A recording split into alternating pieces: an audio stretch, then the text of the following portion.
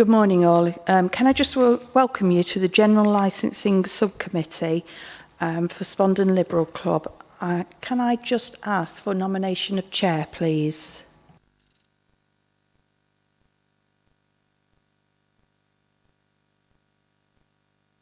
Yeah, second that. Thank you. Councillor Atwell, I'll hand over the meeting to you. Thank you. Good morning, ladies and gentlemen. This morning for the General Licensing Committee regarding the Spondon Liberal Club.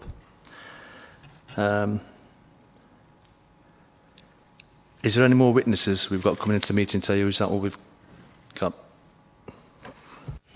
No one else is due to attend. Thank you. My name is Councillor. I'll be chairing today's meeting, so the promise should be made. Is there any apologies, Jackie? No apologies. Okay. Any late items to be introduced by the chair? There's none by me. Is there any declarations of interest? No. Thank you.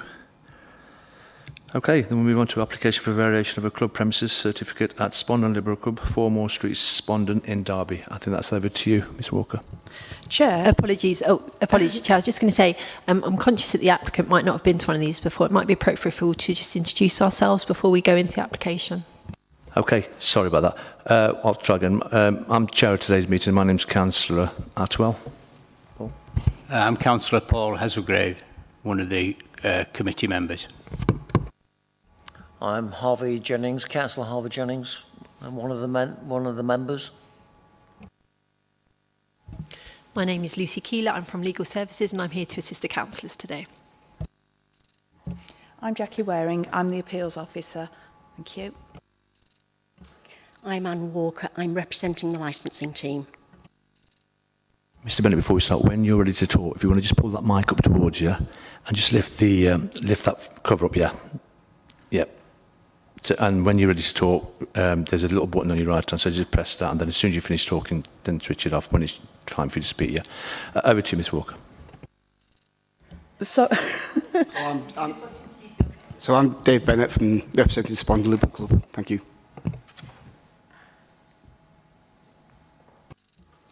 Thank you, Chair. Good morning, everyone. An application for a variation of the club premises certificate at Spondon Liberal Club, 4 Moore Street, Spondon, Derby, DE217EA, has been received by Derby City Council's licensing team. The supply of alcohol by or on behalf of a club to a member of the club, the provision of regulated entertainment and the provision of late-night refreshment must be licensed under the Licensing Act 2003. Officers have delegated powers to deal with variations to club premises certificate applications where there are no relevant representations received. However, this is not the case with this application and hence attendance at committee today. The application for a variation to the club premises certificate was received by the licensing team on the 24th of July 2021. A copy of the application can be found at Appendix 1. During the consultation period, one relevant representation from another person was received. A copy of that is attached at Appendix 2. I have contacted the person who's made the representation to see if they were attending today. The person described themselves to me as disabled and currently housebound, so they couldn't attend. I did offer up the use of Skype or Teams or Zoom to join in with the meeting. Unfortunately, they said they weren't IT savvy. The variation applied for is to extend the club certificate to include the beer garden and car park for the supply of alcohol to the members and their guests. The proposed days and times for the variation are Sunday to Thursday, 10 till 2300 hours, Friday and Saturday 10 to 23:59 hours, with the opening times being amended to Sunday to Friday 8 o'clock till 2400 hours and Saturday 0800 to 0100 hours. A copy of the current certificate that identifies what their licensable activities and their times are currently can be found at Appendix 3 in the bundle. And a location plan indicating where the club is at Appendix 4. The committee is obliged to determine the application with a view to promoting the licensing objectives, which are listed in 4.15. In making its decision, the committee is obliged to have regard to national guidance issued under Section 182 of the Licensing Act, the Council's own licensing policy, and the Human Rights Act 1998. The options open to committee today are to grant the application as per the application as it stands, modify the conditions of the club premises certificate, or to reject the whole or part of the application. Thank you, Chair. Thank you, Ms Walker. Does anybody have any questions?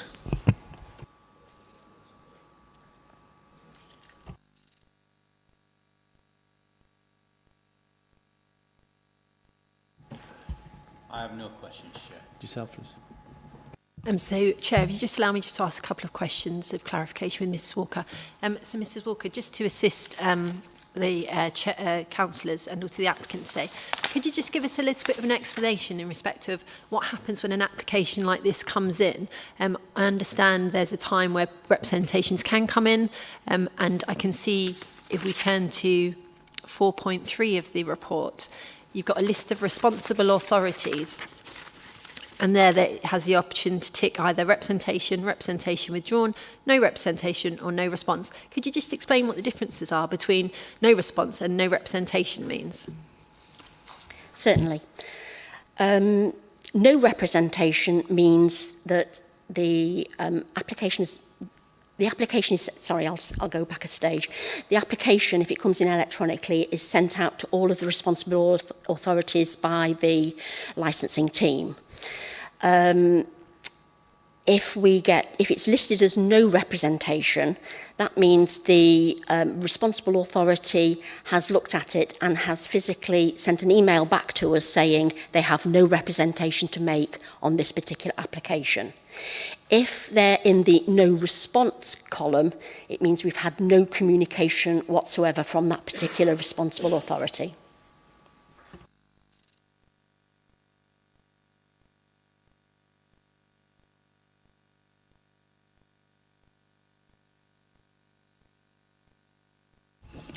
Thank you for that clarification, Mrs Walker. A further question I just had, and it's probably my misunderstanding of just as I was listening to you. I can see at 4.6 that we've got the current times of the licensable activities. And so for the supply of alcohol, we've got Sunday to Thursday, 1000 hours to 2400 hours, and Friday and Saturday, 1000 hours to 0100 hours. So if we then go down to 4.10, we've got what the requested variation is for. So in respect of the Sunday to Thursday, are they wanting to reduce that by an hour? Okay. Sorry, I understood that to mean the outside area times, the opening times. The inside of the club will remain the same. Okay, thank you for that clarification. As I say, it would just be clear for us. So if I can just make a note just whilst we're going through it. So Sunday to Thursday, 1000 hours, 2300 outside area only. And then Friday and Saturday, 1000 hours to 23.59, that would be outside area as well. Okay. And then in terms of at 4.11, we've got the times, again, that's then specific in that to the external area open. So that's specific to that external area. That is correct. Okay. Any more questions? Right, over to you then, Mr. Bennett. Thank you. Thank you. Yeah, so with COVID, what we found was that when we opened up, changed the use of the car park to the outside area, it allowed us to actually open the business. That's gone down really, really well with the members of the club, and they want it to remain and it to become more of a permanent structure. So at the moment, we're in like a phased approach where that there is a marquee and there is a what we want to use first of all as an outside bar area. But we're also working with the planners at the moment to see how we can make disabled toilets facility outside linked to a bar and then to like a garden room, so that it all becomes enclosed, but enhances the community as well. One of the first steps which we decided to do was to get a variation of licence. The committee felt it was a bit... We've been serving since April, and we've had the staff going up and down the stairs carrying trays. We've trained them all, but we just think going forward there's got to be an easier way of delivering a service to the garden area, and that's why we've come for the variation of the licence. We have had the lady's complaints in May. We have spoken to her. One of the problems that we found is we weren't able to ascertain where she lived. So we tried to recite. We've only had 2 complaints in May, and we tried to recite the speakers so that they were pointing back towards the building in the second attempt. Then we found out the lady was through now. It was across the road.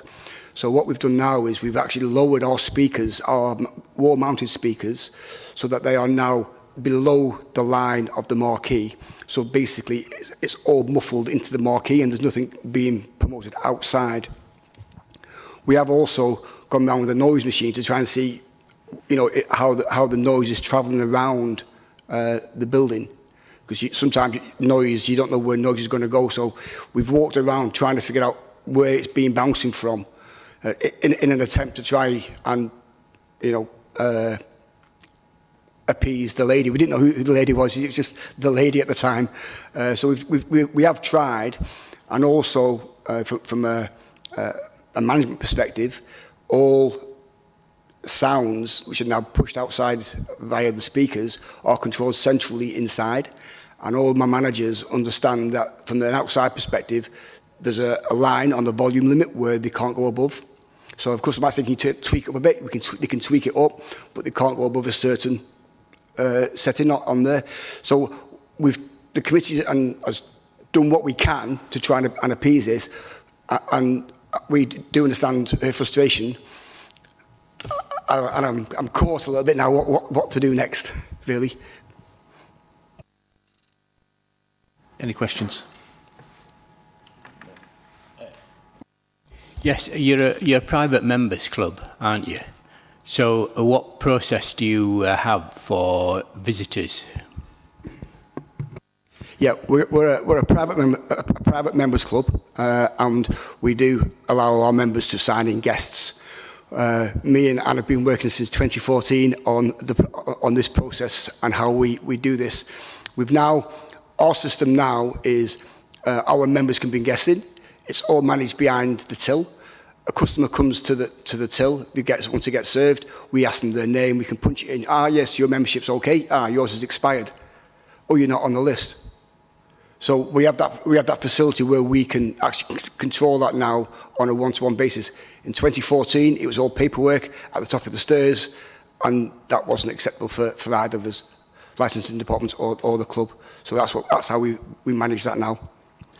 So in that, do you kind of double that up with your COVID issues? So you've got somebody's contact number. Every visitor's, that a visitor's been in, you get notification that someone else has contracted COVID and may have spread it, etc. Yeah, so from a COVID perspective, I worked extensively with EHO and getting my risk assessments all signed off. So we had stations at the door, we had stations going into the beer garden. We had a one-way system going around the club while the club was closed. All the machines were turned off. So it was just to promote access around the club. Track and trace was done via the app, but it was also done via the book and by us asking for their name. So we were doing it quite a bit, but it was good because it was good data for me to capture about who was coming in. So we went a little bit, I'd say, a bit above and beyond the standard track and trace elements. Thank you, Chair. I'm reassured by that, and it's nice to see that you are taking it seriously and doing everything you can to make sure the public is safe. And of course, that's one of the 4 issues we have to consider. Thanks very much. Any more questions? Apologies, Chair, if I could just ask a couple of questions. Yes, go on. So, Mr Bennett, you've described that following... Did you say you had a conversation with the lady, or you've never had a formal conversation? So the staff have had a conversation with her, with the lady. I've had a conversation once with the lady, asking her if she would mind telling me where she was, so that we could take a walk around the building to see if the noise was there. And what we found was, over the far side of the road, when you were over the far side of the road traffic was more noisier than us, and we found that it's called the bubble of noise. Yeah, was actually on Gladstone Street in a small little cul-de-sac where, say, 3 meters by 3 meters, where the sound was getting bounced around. So when we found that out, we actually turned the speaker physically before we'd load it. The second time we load them, but the first time we did it, we actually turned the speaker physically to try and stop that from happening. And so I appreciate those steps you put in place following that. And I think it's probably appropriate at this stage. Obviously, the applicant has spoken with the lady and licensing have received the representation. For the decision notice, at least, I think it's appropriate to have her surname, so I can put that within any decision notice that you get. So after my initial questions, Mrs Walker, I think if we can just be given the lady's name. But at this stage, I can see within the application you've done your plan of how it's going to be extended. Could you just explain to the councillors as to how it's actually set up outside? I can see that you've put in those planters and you've made reference to a marquee. So whereabouts is the marquee sited and things like that?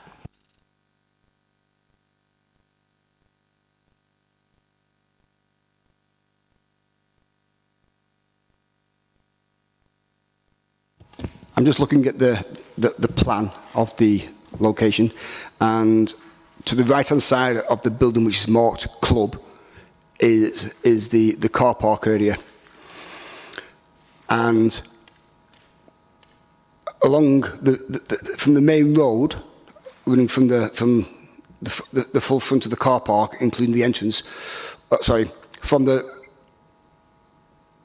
car park to the entrance to the car park is now all planters all the way along.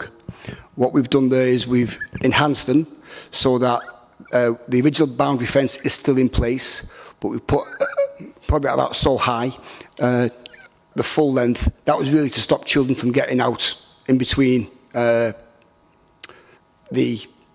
onto the pavement, and we've also gated the entrance from when you come out the club into the garden. We've gated that as well, so that it's sealed for children. When you look at the plan and you see the entrance to the car park from the main road, we've also put a set of planters running straight to the back as well, again at a height so that it's children friendly. Children can't get out of the car park, and then we've got double gates to allow us to take our deliveries. That's also had the benefit of the breweries used to park outside the club, and even though we kept telling them to move up away, they kept doing it because they could roll the barrels underneath. So what's this forced them to do now is this has forced them to drive the truck further down so they're in line with our entrance. So we've alleviated, there's to Chapel Street roundabout, that is now a lot safer area because you're not coming off the roundabout and coming straight into a truck. The delivery drivers, the waste people, they're fine. Now, where I've said from the road going down to the back, from the back, 6 meters from the back wall coming forward, and then from there going towards the building is the marquee. So it's a 12-meter marquee, which is approximately, it's a few feet from the wall going out, and it's 6 meters towards where the little jutty out bit is on the building. That's where the trailer is now. That used to be our smoking shelter, and our smoking shelter is being moved over to the far side of the car park.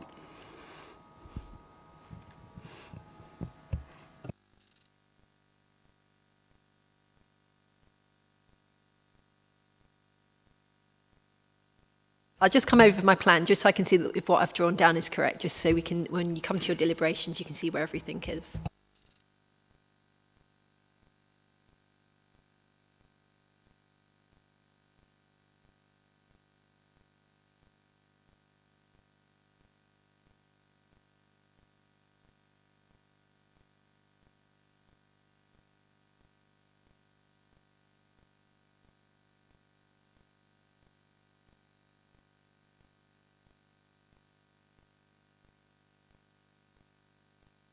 Thank you, Chair, for allowing me to seek that clarification. Just one more point on those planters. Are they planters in terms of also acting as...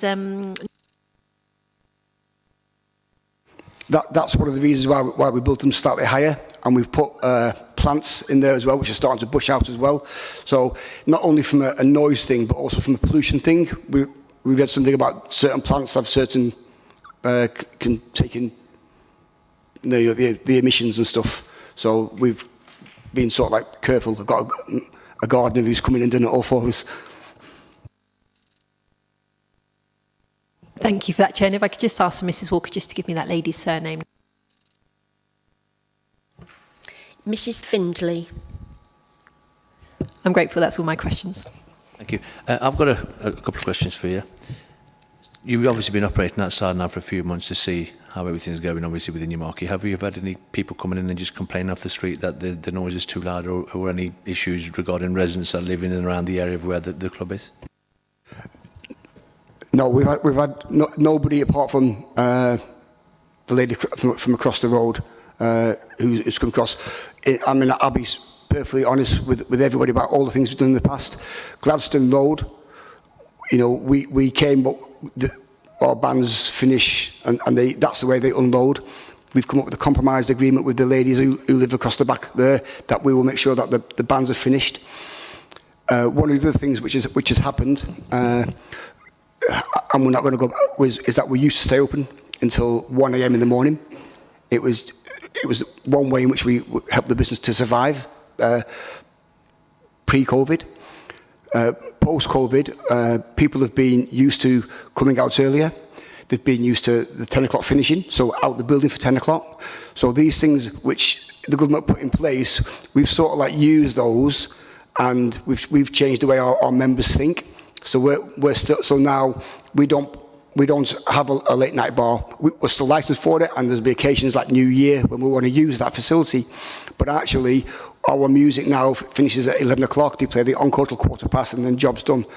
It's better for our members and it's better for our staff. And normally now the club's closed up. It's closed at 12 o'clock on the Friday, Saturday nights.